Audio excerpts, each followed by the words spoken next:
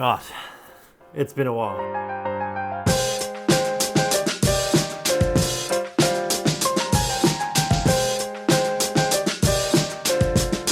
It's been a hot minute since I've done one of these. So here we are, update time. So there's been some things have happened, some things have changed. Some of you will know about them if you follow other socials, but there's small sort of developmental things in the plan to run away. And then there's something a bit bigger has happened. A slightly bigger change. We'll start with the easy ones, the car. So the tub came off, the canopy went on, the Brown & Dave's fuel tank went in, the canopy has gone on, the chassis bracing kit has gone in, which whilst I'm not necessarily towing a lot of weight, I figured with the canopy fitting, and I want it as close to the cab as possible, I want the least amount of flex in that chassis. Plus the Triton's got a name for a bit of a bendy chassis when it gets a rough time, so why not? Whilst the tray was off, full access to all that area, could weld it in, paint it all, super neat, super tidy, drop the fuel tank back in. Beautiful. The Brown & Davis tank has gone in. I think it's 128 litre capacity. I'll put it over here somewhere. And that's gone in. It uses the original fuel sender and gauge, but obviously doesn't really calibrate the levels very well, because the way you have to put the tank in is you have your existing tank, then it just gives you like extra space across the top. So your tank fills up, the top bit fills up, which is your extended range side of it, and so you sit on full, and then when the needle starts moving, then you know you're on half. You're halfway through your capacity, and it works out pretty well to that than the main, like the normal fuel tank level. So that's a downside. I mean, the Triton doesn't have any of the range prediction stuff. It doesn't have, it doesn't even tell you litres per 100, or it doesn't tell you fuel economy at all. So not a huge drama there. Just I know that when the gauge starts moving, we're at half tank, which means even when towing, it was over 300 k's of range at half tank, so 600 odd k's of range with the big heavy trailer behind, which is the work trailer. What else? Superior Engineering chassis bracing kit has gone in, and that's super simple to work out. The only thing I wasn't super happy with is that it doesn't come, so it comes with an internal and external bracing on the driver's side. On the passenger side, it comes with like 75% bracing. Because where the fuel tank sits, you wouldn't normally, without having to drop the tank out, you wouldn't be able to put an extra brace in there, so you don't get one, which I feel is a little bit annoying, in that if you do drop the tank out, which in my situation was happening anyway, or even if you want to, it's only 4 bolts and a couple of hoses and the tank drops out, dead easy. You could have got another bracing, especially on that kicker in the chassis. It would have been good, doesn't happen, doesn't come with it. It is what it is. I'm sure it'll be fine. Again, not towing anything heavy, so doesn't matter. Canopy's gone on, drawers have gone in, so basic frame's gone in, 2 drawers on one side, which is like the living out of drawers, so it'll just have clothes and stuff in there. Other side will be the kitchen side, so I'm yet to start construction on that, because that is the main side. That is the side that's going to get used 2 or 3 times every day. I want to take my time and do it well. I've got an induction, which will be a trigger word for some people, single induction cooker. I've got a twin gas hob tanks, or triple gas hob I should say, from K-Mech, which is a really slimline, really cool, connects to a gas bottle, so I can have windy, I can just use, and for a quick cook up I can use the induction, or if it's overcast and I'm worried about power consumption, then I can use the gas and cook multiple pans at once. So that's got to go in. I've then got to get the espresso machine in, because hey, good coffee on the road, key factor. No one wants a grumpy Dan without his coffee. Need good coffee. And yeah, there'll be some other stuff goes in the canopy. So that's the update there. The plan is still to leave in November and go south across the bottom, up around the east coast, and then across the top sometime in the 12 months after that. The goal is minimum 12 months, maximum is whatever I can stretch it. More improvements to come for the car stuff. There's heaps to go in. There's still the last of the Redarc, the inverter's got to go in. That's in Perth, waiting for me to pick up. There is some steady lights to go on the front. There is storage boxes. Oh, of course. The other thing that's been added is the Motop. The Motop 135 Plus rooftop tent and the Motop 180 awning. The awning hasn't yet been fitted. It's downstairs ready for me to do. The rooftop tent is on.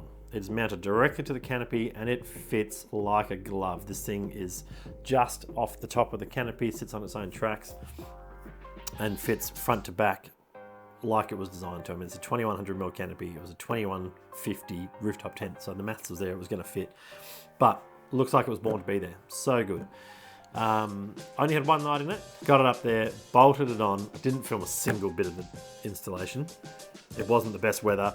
It was forklift onto the roof. I strapped it to the roof and then drove it home and then bolted to the roof. So really quick succession, didn't film any of it. I haven't even taken any video of the Motop, which I'll probably have to go and do. The 180 awning will go on the kitchen side. I only wanted a 180 because the other side won't really need an awning. And if it does, I'll pick one up somewhere along the way, but decide that's what's going to happen, one step at a time. Some steady lighting to go on, and all the rest of the packing. The big news is I am no longer living in Perth. I am now here, right where we're speaking now, in Kalbarri for the next 4 months. I've got a working living setup going here, so I can live in this house rent-free for the next 4 months and working 300 meters up the road doing the same work I was doing in Perth. So doing bathrooms, kitchen renovations, general maintenance and stuff at a resort here in Kalbarri. So for those who don't know, who haven't been to Kalbarri, Kalbarri is a small fishing town, small coastal town. It used to be a bit more fishing, but it's now definitely more tourism based. Town about 6 hours north of Perth, and 1.5 hours, or 7.5 hours if you're a grey nomad with a massive caravan. North of Perth, small, very small town, almost nothing in the way of services around. Come 3 o'clock on a Friday afternoon, it's the pub or it's the IGA. It's a super small town, so very hard to spend money, but the world of online shopping will fix that, I'm sure. But really easy to sit back and save money living rent-free and just feeding me. No power bill, no water bills, none of that. The only thing I'm paying for is Wi-Fi and insurance, which, thank you Elon, I'll be a part of your Starlink cult soon, as soon as that arrives on the truck from Elonville. The house in Perth is I rent it, and my lease finishes up in August, and this came up and was like start in July, and I was like, well, that kind of works. And then this accommodation popped up out of the blue and too good to pass up. Great little coastal little house, super small. I'm sitting at my dining table. My computer table is right there. My kitchen bench is 1 meter over there, and my bed is 2 meters there. That's it. And then downstairs is the bathroom and the laundry and stuff. So small little beach shacky type house, as you can probably tell from the view behind me, the balcony out the front. And yeah, it's gonna be home. It's gonna be home for Tango and I for the next 4 months. And then we'll shoot back to Perth. Got a month in, not even a month in Perth, probably 2 weeks in Perth, doing the last few little bits and pieces. I'll have no accommodation from that point on, and then we'll start the lap heading south. Other updates. What other updates are there, Tango? So yes, I'm here in a small town, work 5 days, 6 days a week, and I have no more excuses left not to make content. So that is the goal. So I've got to get some work done on the car. I've got to get into the habits, and this is me telling you. Hopefully it works. It probably won't. Apparently there's a brain thing and neurodiversity where the focus can go anywhere at any time, and yeah, that definitely impacts on content creation. But yeah, here I am. We're doing that, we've done that. So that's our new reality, is living in a small coastal fishing town, a holiday town, a tourism town, with no fast food other than a fish and chip shop and a coffee shop. It has 2 pubs, 1 restaurant, a bakery. It's got a golf course, which I'm impressed to find. So I won't sell my golf clubs just yet. I'm squeeze in a few rounds of golf between now and go time. But yeah, I'm going to keep building the car and keep stashing the money away. Every dollar counts from now on in, and I'm not living off the noodles. I'm eating better than I've ever eaten before, exercising more because I have the time. There's no pressures of home in that I was working 7 days a week in trying to get in front and stay there. And now I don't have that problem. I work 5 days a week with no expenses. So it's a win. It's definitely a win having the setup land in my lap in the way it has. And you've got to take those advantages and take those wins and use them to your advantage. So yes, to the 24 people who are going to watch this video, thank you for watching. For my little update, if anyone has got any great tips on saving money on the road or what it's sort of costing at the moment, and I've heard some people saying that their budgets have gone up quite a bit with inflation, I'd appreciate any of that info or links to where you've posted that info. I'm sure everyone's got found that somewhere. I've seen a few people post it, and some people are doing 6 months on the road for $18,000 and some are doing 6 months on the road for $50,000, and the 18 is definitely a good budget number. I don't know if that's a feasible one for still doing stuff or if that's just certain parts. Obviously I know the Northwest is going to be super expensive. I've seen fuel at $2.40 up there in places and things like that. I mean, the fuel up here is almost $2 a litre, and the fuel 100 kilometres down the road is $1.75, so you do the maths, it's crazy. And yeah, I'll take any tips I can as to making the money stretch as far as I might take a tinny. Is a tinny important? That's another good question. Is a tinny important? Tell me, would you have a tinny if you had to go? So a rooftop tent and the tinny behind. Is it good? Is it bad? Does the good outweigh the bad? Is it a pain? Love some input on that.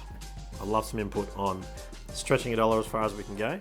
I love experiences with taking a tinny on the road, and also people with dogs. Mainly dogs that are damaged dogs. Antisocial dogs. Yeah, and some tips on traveling with dogs, especially dogs that have no ability to be with other dogs. Hey, you're a people dog, not a dog. You got issues. So yeah, I'd love some info on that part of it as well. Has it been good or bad? You're looking at the camera. You're a clever boy. Get him. Born for TV, this dog. Can you get a job? Can you get a job on TV so I can afford this holiday a bit easier? Yeah?